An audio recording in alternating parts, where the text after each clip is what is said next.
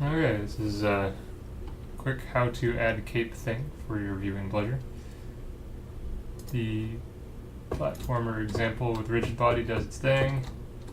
Just making sure all that works.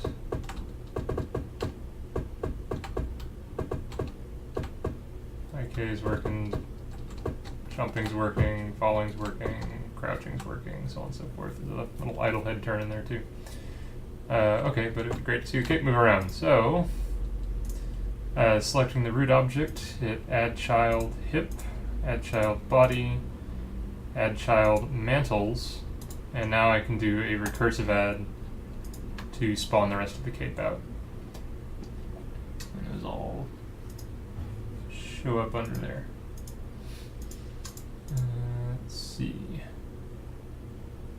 So now, selecting cape root, I'm going to choose a layer first. Let's do this. Let's go to edit layers. I have an intangible layer. I'm going to rename it cape just for good measure. Select the cape root and set it to the cape layer. It's going to ask you to do it for all children. Hit yes so that all of the cape children change the cape layer as well. And I'm going to choose create hinge chain on the cape root. There we go. It added a kinematic rigid body to the cape root and decreasing in mass children as hinge joint linked back to the original cape root. That's a pretty good start. Hit the play button and you get at least a little bit of cape physics. Doesn't actually respond to the physics of the main body. It's more the just the general motion, and you'll see the difference in a moment. So with cape root selected, I'm going to do an add component, skeleton utility kinematic shadow, and I'm going to drag the hero object, the thing that has the spine animation attached to it, onto the parent. This is because of the way the advanced platform controller behaves. It rotates the graphics object rather than the hero object, so it would break it if you did not set this parent. And hit the play button again, and now we should have a nice flappy cape. It doesn't look completely fantastic, but it is definitely responding to everything we want it to. So to tune this up a little bit more to make it look less like a bouncy physics object and more like a cape, the first thing I'm going to do is tune the mass down for the cape root to about 0.5, and then start tuning the weight for all of its children down to, I think I used 0.2,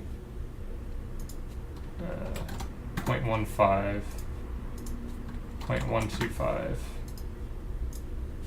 and 0.1. That's a pretty good start. Take a look at the difference. Not a whole lot of difference, but that definitely made it a little more stable. It doesn't waggle quite as much as it used to.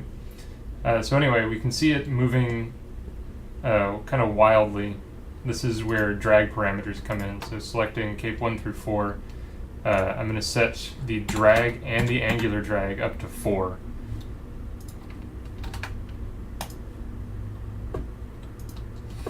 This should give the cape this nice kind of trailing effect where it doesn't want to update its position or its rotation unless there's a strong force affecting it, in this case the character moving back and forth. So now we've got a pretty good looking cape. The other thing you might want to play with is adding additional colliders to the bottom of the cape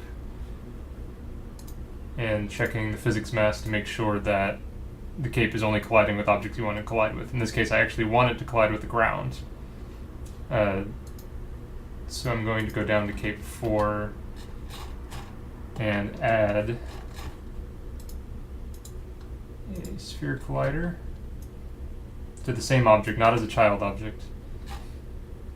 And move it over, oops, wrong axis, into the edge of the cape.